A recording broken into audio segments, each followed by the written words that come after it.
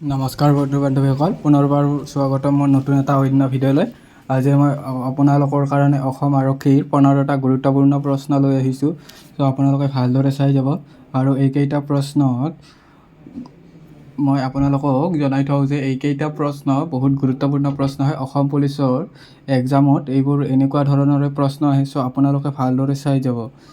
আৰু মোৰ আগৰ ভিডিঅ'বোৰ যদি চোৱা নাই, আপোনালোকে মোৰ চেনেলত যায় ভিডিঅ'বোৰ চাই ল'ব। আপোনালোকৰ বহুতখিনি হেল্প হ'ব।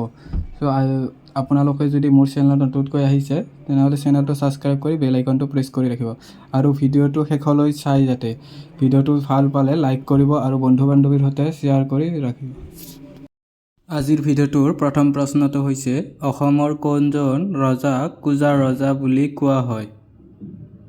উত্তৰ, চুটিনফা ৰজাক। বন্ধুসকল, চুটিনফা ৰজাক কুজা ৰজা বুলি কোৱা হয়। অসমৰ কুজা ৰজা বুলি কোৱা হয়। নেক্সট প্ৰশ্নটো হৈছে, কোনজন আহোম ৰজাৰ ছএভঙ যোগ হোৱাৰ বুলি দৈৱজ্ঞসকলে কৈছিল? উত্তৰ, শিৱসিংহ। আহোম ৰজাৰ ছএভঙ যোগ হোৱা বুলি দৈৱজ্ঞসকলে শিৱসিংহক কৈছিল। নেক্সট প্ৰশ্নটো হৈছে, বৰৰজ ফুলেশ্বৰী কোনজন আহোম ৰজাৰ কুঁৱৰী আছিল? উত্তৰ, শিৱসিংহ। বন্ধুসকল, বৰৰজ ফুলেশ্বৰী শিৱসিংহৰ আহোম ৰজাৰ কুঁৱৰী আছিল। নেক্সট প্ৰশ্নটো হৈছে, প্ৰথম আহোম বৰৰজা কোন আছিল? উত্তৰ, ফুলেশ্বৰী। বন্ধুসকল, প্ৰথম আহোম বৰৰজা ফুলেশ্বৰী আছিল। বন্ধুসকল, আপোনালোকে প্ৰশ্নকেইটা ভালদৰে মনত ৰাখিব। বহুত ইম্পৰ্টেণ্ট প্ৰশ্ন হয়। আহিবলগীয়া অসম পুলিচৰ এক্সামৰ কাৰণে এইকেইটা প্ৰশ্ন বহুত ইম্পৰ্টেণ্ট কুৱেশ্যন। চ' আপোনালোকে ভালদৰে চাই যাব। আৰু যিসকলে মোৰ ভিডিঅ'বোৰ চাই ভাল পায় সেইসকলে লাইক কৰিব। আৰু যিসকলে নতুনকৈ আহিছে সেইসকলে চেনেলটো ছাবস্ক্ৰাইব কৰি বেল আইকনটো প্ৰেছ কৰি ৰাখিব। নেক্সট প্ৰশ্নটো হৈছে, অসমৰ ইতিহাসৰ কোনজনী আহোম ৰাণীক দ্বিতীয় বৰৰজা উপাধি দিয়া হৈছিল? উত্তৰ, সৰ্বেশ্বৰী। বন্ধুসকল, অসমৰ ইতিহাসৰ সৰ্বেশ্বৰী আহোম ৰাণীক দ্বিতীয় বৰৰজা উপাধি দিয়া হয়। নেক্সট প্ৰশ্নটো হৈছে, যোগিনীতন্ত্ৰ মতে পুৰণি কামৰূপ ৰাজ্যক কেইভাগত ভাগ কৰিছিল? উত্তৰ, 4 ভাগত। যোগিনীতন্ত্ৰ মতে পুৰণি কামৰূপ ৰাজ্য 4টা ভাগত বিভক্ত কৰা হৈছিল। নেক্সট প্ৰশ্নটো হৈছে, কিমান চনত ভাস্কৰ বৰ্মন প্ৰাগজ্যোতিষ ৰাজ্যৰ সিংহাসনত উঠে? উত্তৰ, 594 খ্ৰীষ্টাব্দত।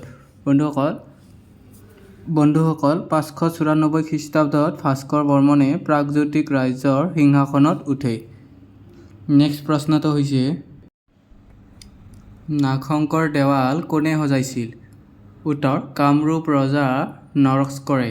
বন্ধুসকল, ঞসকলৰ দেৱাল কামৰূপ ৰজা ঞসকলে সজাইছিল। নেক্সট প্ৰশ্নটো হৈছে, শালস্তম্ভ বংশৰ প্ৰথম ৰজাজন কোন আছিল? উত্তৰ, শালস্তম্ভ। বন্ধুসকল, শালস্তম্ভ বংশৰ প্ৰথম ৰজাজনৰ নাম আছিল শালস্তম্ভ। নেক্সট প্ৰশ্নটো হৈছে, 10 নম্বৰ প্ৰশ্ন, শালস্তম্ভই কামৰূপৰ সিংহাসনত কিমান খ্ৰীষ্টাব্দত উঠে? উত্তৰ, 650 খ্ৰীষ্টাব্দত। বন্ধুসকল, শালস্তম্ভই কামৰূপৰ সিংহাসনত 650 খ্ৰীষ্টাব্দত উঠে। বন্ধুসকল, এইটো মোৰ নতুন চেনেল হয়। চ' আপোনালোকে মোৰ চেনেলটো যাতে মৰমেৰে আগবঢ়াই নিয়ে আৰু আপোনালোকে মোৰ ভিডিঅ'বোৰ চাই অলপ হ'লেও হেল্প হোৱা বুলি ভাবে যদি ভিডিঅ'টো লাইক কৰিব। আৰু মোৰ আগৰ ভিডিঅ'বোৰ চোৱা নাই যদি মোৰ চেনেলত যায় আগৰ ভিডিঅ'বোৰো চাই ল'ব। আপোনালোকৰ বহুতখিনি হেল্প হ'ব। নেক্সট প্ৰশ্নটো হৈছে, মানৰ প্ৰথম অসম আক্ৰমণ কেতিয়া হৈছিল? উত্তৰ, 1891 খ্ৰীষ্টাব্দত। বন্ধুসকল, মানৰ প্ৰথম অসম আক্ৰমণ 1891 খ্ৰীষ্টাব্দত হৈছিল।